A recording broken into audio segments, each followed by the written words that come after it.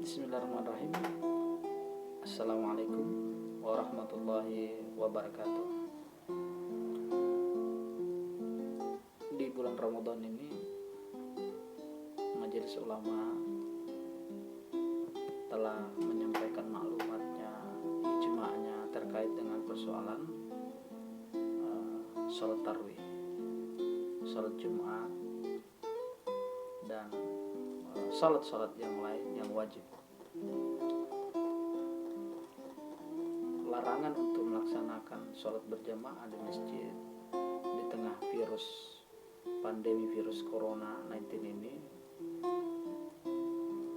ada saja yang menentang, ada saja yang menolak maklumat ini, ijma ulama ini. Ada yang menerima sebagian, ada yang tidak menerima, ada yang tetap melaksanakan sholat jamaah zuhur, asar, ada juga yang tetap berjamaah, bertarawih di masjid. Ini adalah salah satu fenomena di masyarakat kita. Sebenarnya yang dilarang itu adalah berjamaah.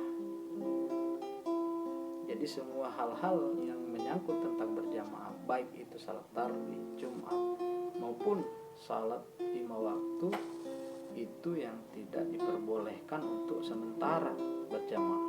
Berjamaahnya bukan salat Jumat dan tarawihnya saja.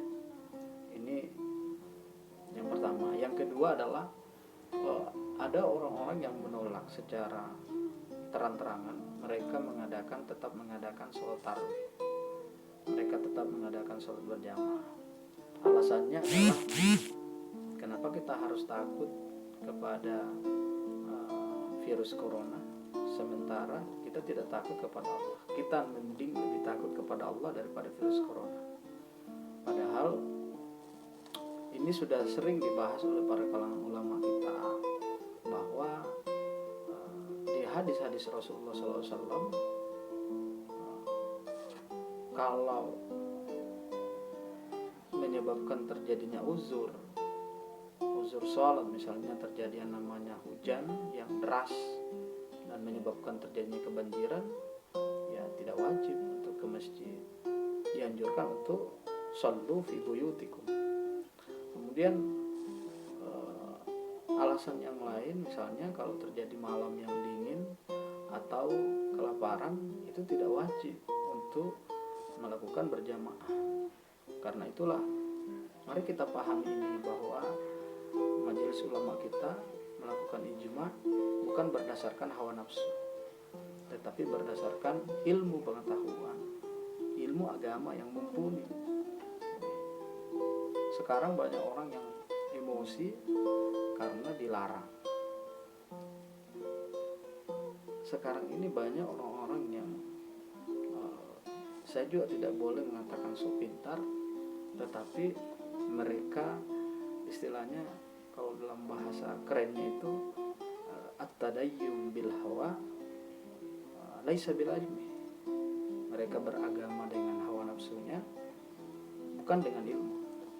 Seandainya mereka memahami itu, maka mereka akan menerima maklumat ijma Majelis Ulama Indonesia. Ini yang paling penting. Jadi jangan beragama dengan emosi, jangan beragama dengan hawa nafsu, tetapi beragamalah dengan ilmu. Ini yang paling penting. Kemudian yang ketiga, ada juga yang beralasan, dia bilang tuntutan masyarakat kita sehingga imamnya tidak bisa berbuat apa-apa.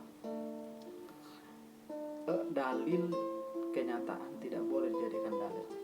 Dalil rakyat tidak boleh dijadikan dalil. Ini bukan demokrasi. Salah satu kesesatan berpikir kita adalah menjadikan istilah demokrasi masuk di dalam ranah-ranah keagamaan. Persoalan agama itu diurusi oleh majelis ulama, tidak diurusi oleh rakyat. Bukan rakyat yang menentukan persoalan berjamaah tidaknya kita di masjid. Kemudian yang paling penting pula adalah mereka yang beranggapan bahwa mereka sholat di masjid karena tidak mampu untuk bertarawih, tidak tahu bagaimana caranya tarawih di rumah, Allah Subhanahu wa taala sangat memahami semua ini, mengerti dengan kondisi kita. Kalau memang kita tidak mampu untuk mengurus bacaan-bacaan sholat, kita boleh memegang Al-Quran yang kecil dalam keadaan sholat. Kita bisa mengulang-ulang bacaan surat Al-Ikhlas kalau memang itu yang kita hafal. Jadi jangan terlalu merasa berat ini. Jangan terlalu menyempitkan persoalan kita, sementara Islam itu rahmatan lil alamin. Islam itu terbuka bagi siapapun. Ketika persoalan dalam keadaan sempit, maka hukum menjadi luas. Inilah kaidah usul fikih Imam Syafi'i.